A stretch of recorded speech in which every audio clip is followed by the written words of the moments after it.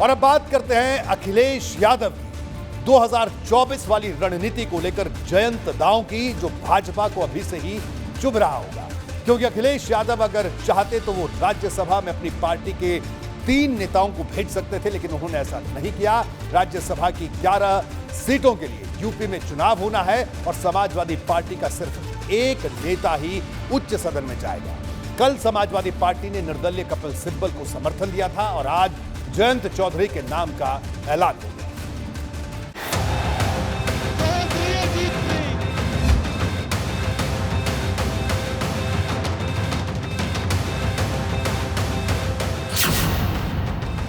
अखिलेश ने बदली रणनीति, जयंत को भेजेंगे राज्यसभा। –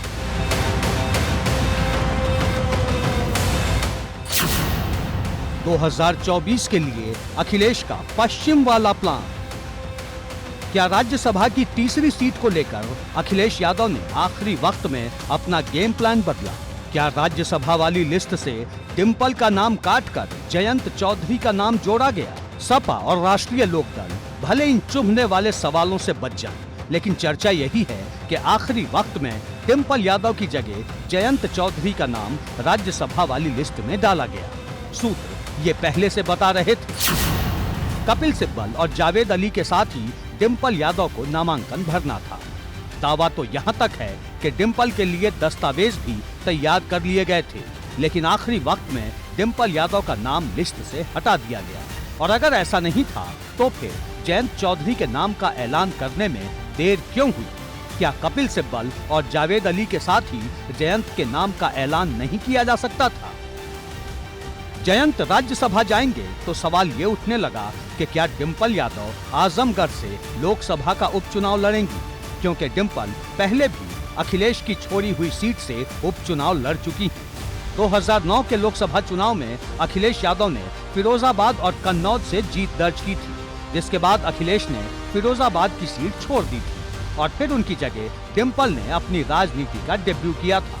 हालांकि डिंपल वो चुनाव राज बब्बर से हार गई थी, लेकिन 2012 में जब अखिलेश यूपी के सीएम बने तो उन्होंने कन्नौज की सीट भी छोड़ दी। इस बार डिंपल निर्विरोध चुनाव जीतकर लोकसभा की दहलीज पर पहुंच गई।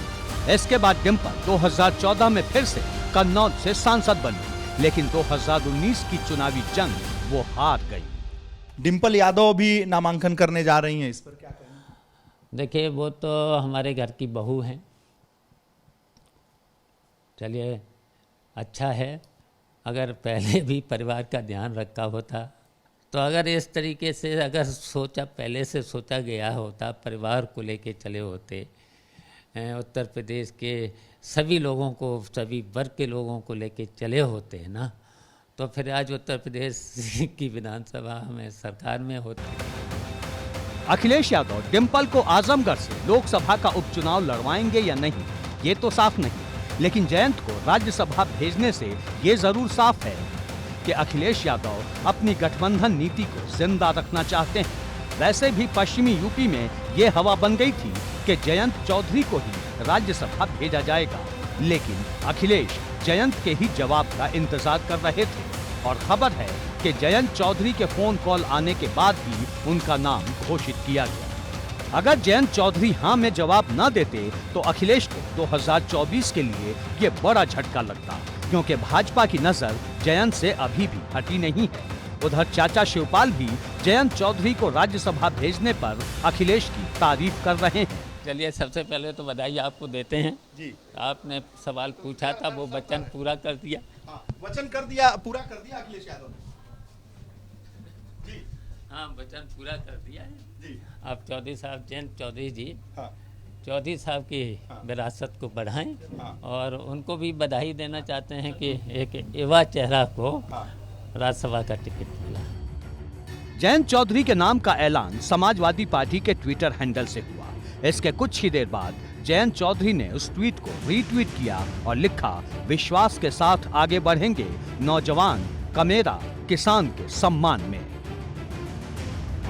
जयंत चौधरी 30 मई को राज्यसभा चुनाव के लिए नामांकन दाखिल करेंगे।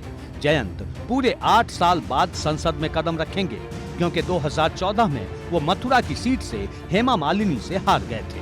माना जा रहा है कि अखिलेश और जयंत की ये सियासी दोस्ती 2024 में भाजपा को चुनौती देगी। लेकिन भाजपा का दावा है कि जैसे विधानसभा चुनाव में उसने सपा रालोद को पछाड़ा, वैसा ही नजारा लोकसभा चुनाव में भी दिखाई देगा।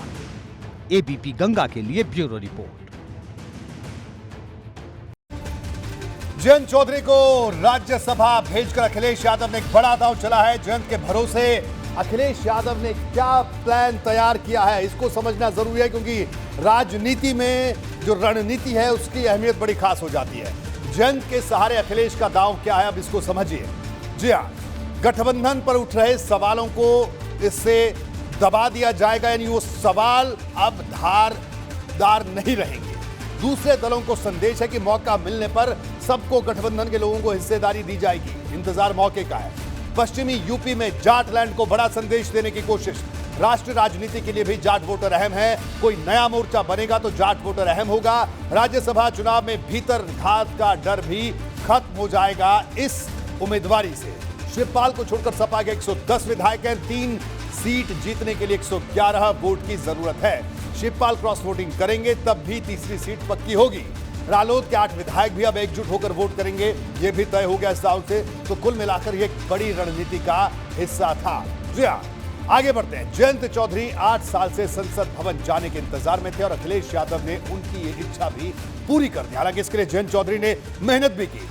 जी हां, 8 साल बाद संसद में जयंत चौधरी मौजूद रहेंगे। 2009 में मथुरा से सांसद बने थे जयंत। 2014 में मथुरा में हेमा मालिनी से हार गए थे। 2014 में जयंत को 3,30,000 वोट से वो हारे थे। 2014 में हार के बाद से ही संसद पहुंचने का इंतजार है। 2019 में बागपत सीट से लोकसभा का चुनाव लड़ा, लेकिन शिकस्त झेलनी पड़ी। मोदी लहर में बागपत सीट भी भारतीय जनता पार्टी के खाते में गई थी। बागपत में सत्यपाल सिंह से जयंत चौधरी की हार हुई थी। जयंत ने करारी टक्कर दी, करीब 23,000 वोट से वो हारे थे। 23,000।